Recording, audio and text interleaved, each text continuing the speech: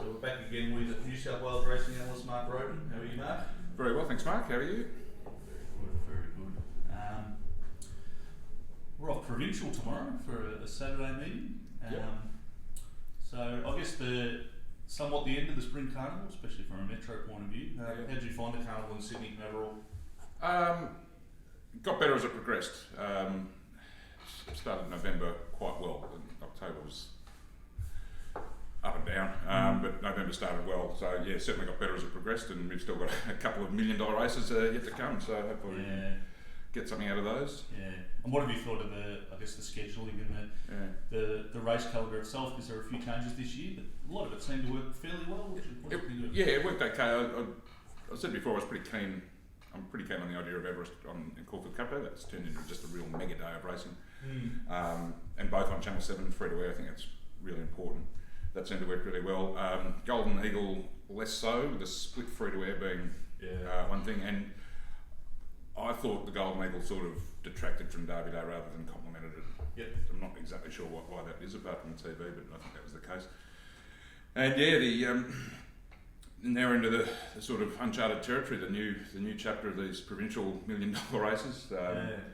I think you get very similar fields for about a quarter of the money. So this, it does look like a bit of a waste of prize money. Could be directed better elsewhere, I think. But here we are. Certainly, I'm against the idea of standalone provincial meetings. Worked well. The 2-day carnival at Scone, even the Hawkesbury meetings good. So it's only fair that Newcastle and Kembla get their crack at it, and they've put on some big races for them. So we'll see how it goes. I'm not sure it's really capturing the imagination of the public in any major way, but it's worth a try. Gives Rosehill and Randwick a bit of a break as well. Although they're racing at Rosehill next Wednesday, so that's obviously not the reason for it. But Randwick raced about 6 weeks in a row, so good for Randwick to have a break. Yeah, fair enough. So just looking at the card tomorrow, we are at Newcastle. And, fairly standard, probably provincial card, apart from a few races. So we've got a 2-year-old race and also a 3-year-old race, the Spring Stakes, which looks reasonable. Rule the World for Gay and Adrian, 225 favourites being backed in. You had a look at the field and thoughts? I haven't completely done it, but I had a pretty good look at it this morning, last night, in fact, and this morning. And missed the boat with the price and Rule the World, but just under the set weights conditions, he is ridiculously well placed in this. First tried a mile, but they wouldn't have run him first up at 1400 if they hadn't been intending to step him up to a mile pretty quickly. So obviously from the camp's point of view, that won't be an issue. He'll either lead or sit second. Luck is out of the equation. Just looks foolproof, really. 225. I did a rough set of prices and actually came out with him odds on, but that needs more work on it. I had IndyCar too long in that market, so 220 is probably going to be around the right price. I'll tune that market up this afternoon and finalise that a bit more. But at first glance, Rule the World, clear top pick, and that horse I just mentioned, IndyCar, he's untapped. I mean, he won his maiden at this track on debut 2 starts ago. He's had one run since. He actually ran, I think, just behind.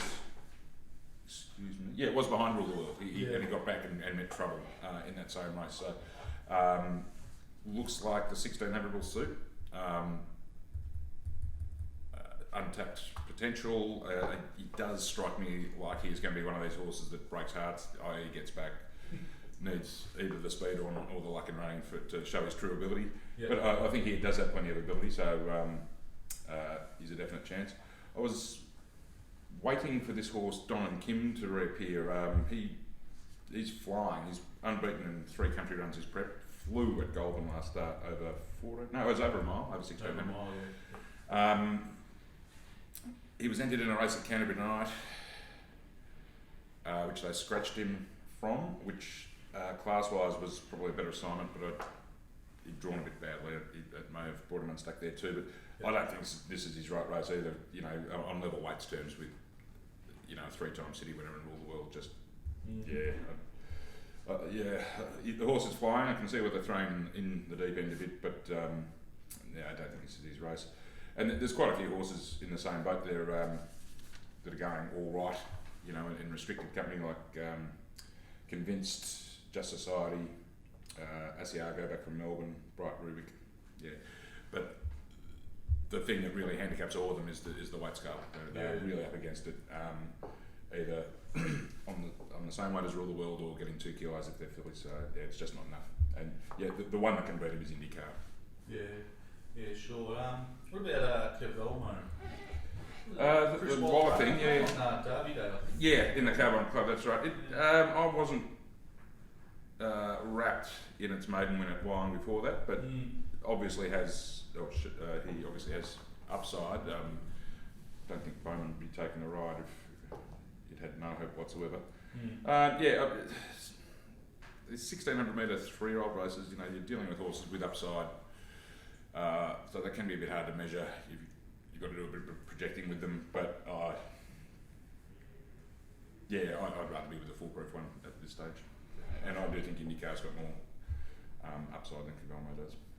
Fair enough. And we'll have a bit of a look at the main race, the $1 million Hunter. Yep. So Graph's been at the top of the market. Been fairly steady though. It's about $3.80 now. Hasn't really moved from that quote from Sabatano at $4.80, and from there they moved back to double figures. Although there's been some money for tactical advantage. What's best in there? $9 at the moment actually. It opened at 15. Yeah. Might still be back. Well, I haven't got anything really left field to say here. The key to the race is the speed or lack of it. Really, there's not a huge amount of pace. Yep. Some of these in the market are drawn out a bit wide, like Sabatano. Yep. And others, but they'll push on. So there might be a bit of pace early while they find their positions, but I can't see it being breakneck speed by any means. Yep. The two, Graf and Sabatano, are the two best horses in it. They're not badly placed at the weights either. Yep. In an ideal world, if I could get around $5 both of them, you'd just go, beauty, great 2-horse play here, and but we're not getting those sort of prices yet. Probably wait and see.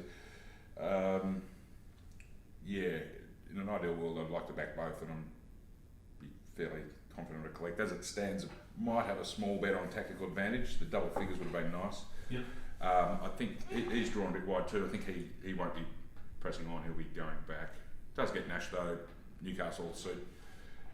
1300's a slight grey area, but at around $9-10 you can take the risk for a small bet. But yeah, definitely the main players are, if the price was right, would be Graf and Sabatano. One of the middle pin chances in the race, as the betting suggests. There's plenty between probably $10 and $26 that are probably around their right price.